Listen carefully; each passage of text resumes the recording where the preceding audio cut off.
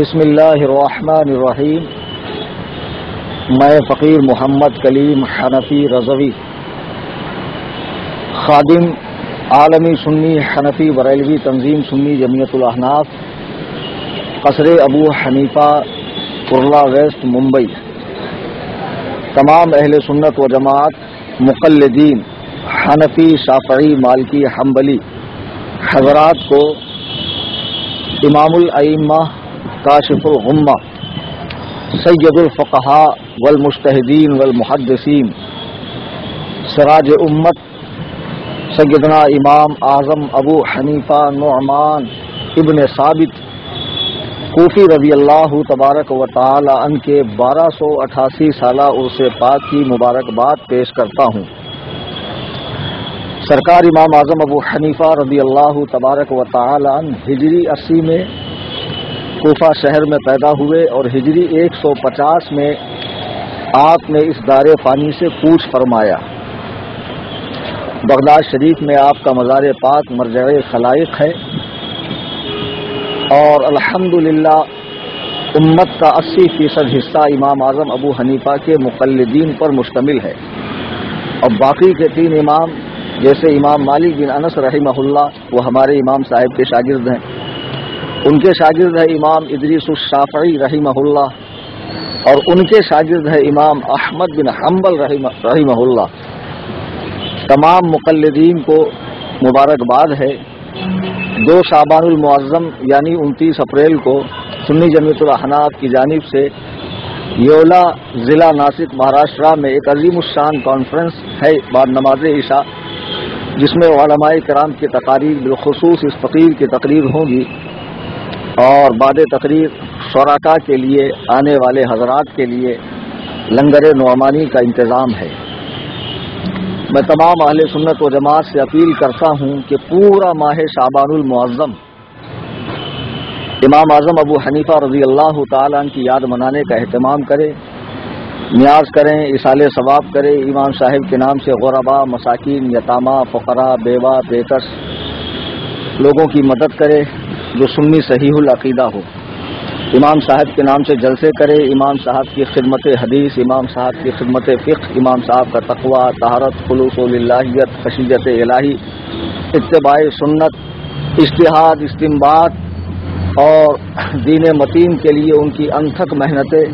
12,93,000 مسائل کا قرآن و سنت سے استخراج کرنا، یہ کوئی معمولی بات نہیں ہے،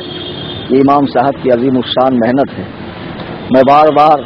اپنی تقریروں میں یہ کہتا ہوں کہ اللہ تعالیٰ دین بھیجنے والا، رسول اللہ صلی اللہ علیہ وسلم دین لانے والے، صحابہ دین کے پھیلانے والے، اور امام صاحب رضی اللہ تبارک و تعالی عنہ اس دین کے پہلے لکھوانے والے ہیں۔ تدوین حدیث سے پہلے، تدوین فقہ سے پہلے آپ نے، یعنی آپ سے پہلے کسی نے فقہ کی تدوین نہیں کی، اور جتنے محدثین ہیں، حدیث کی کتابیں ہیں، سیاہ ستہ، وہ سب آپ کے بعد لکھی گئی ہے۔ آپ کا عظیم الشان کارنامہ دنیا جانتی ہے، لہذا تمام مسلمانوں پر، بالخصوص مقلدین پر، اور بالخصوص احناف کے لیے ضروری ہے کہ وہ امام صاحب کی یاد منائے، اور ماہ شعبان میں جو بھی جلسے کرے اس کا عنوان امام الائمہ کانفرنس، امام اعظم کانفرنس، فقہ حنفی کانفرنس، شان امام اعظم کانفرنس وغیرہ وغیرہ اس نام سے رکھے، اور خطباء کو پہلے ہی عنوان دے دے کہ وہ اس عنوان کے تحت لوگوں سے خطاب کرے۔ جو نوجوان نسل ہے ان کا ہمارے امام کو جاننا ضروری ہے، ان کے علمی کارناموں کو جاننا ضروری ہے، ورنہ ایک طرف آل وکٹوریہ، فرقہ نامراد، نو مولود، لا مذہب، بد مذہب، بے دین، گمراہ، غیر مقلدین سوشل میڈیا پر اپنی شیطانی حرکتوں سے لوگوں کو ورغلانے میں مشغول ہے، کہیں امام صاحب کو مرجئی، کہیں امام صاحب کو خلیل الحدیث، کہیں امام صاحب کو کیا کچھ کہتے ہیں یہ خبیث، اور ہمارے بھولے بھالے سنی بھائی ان کے بہکاوے میں آ رہے ہیں۔ تو ضروری ہے کہ امام صاحب کی ذات پر کام ہو اور ان کے حوالے سے لوگوں کو معلومات ہو، تاکہ لوگ سنی رہنے کے لیے مذہب حنفی کا اتباع کریں اور تقلید کا پٹا گلے میں پڑا رہے، تاکہ وہ مقلد بن کر حقیقی معنوں میں سنی بنے، کیونکہ یہی اہل سنت کے 4 حق مذہب ہیں۔ جو ان 4 مذاہب کی اتباع نہیں کرتا ہے وہ حقیقت میں گمراہ ہے، اہل سنت و جماعت سے خارج ہے۔ لہٰذا میں اپنی جانب سے آپ کو مبارکباد دیتا ہوں، اور مئی کے مہینے میں جہاں جہاں میری تقریریں ہوں گی، یعنی ماہ شعبان المعظم میں بھی الحمدللہ ہر جگہ امام اعظم ابو حنیفہ کے حوالے سے ان کی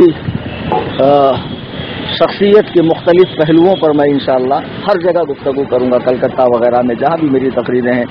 کوٹا میں بھی ہے، راجستھان میں 23 تاریخ کو، 23 مئی کو، اور بھی جہاں ہے۔ اور میں تمام اپنے سنی علماء کرام سے، خطبہ سے، ائمہ مساجد سے گزارش کرتا ہوں کہ وہ جمعہ کے خطاب میں امام اعظم ابو حنیفہ رضی اللہ تبارک و تعالیٰ کو خاص شامل رکھے، ایصال ثواب کا اہتمام کرے۔ اللہ تبارک و تعالیٰ ہم سب کو سختی کے ساتھ اہل سنت و جماعت مذہب حنفیت یعنی مسلک اعلیٰ حضرت پر استقامت عطا فرمائے۔ خدا حافظ، السلام علیکم۔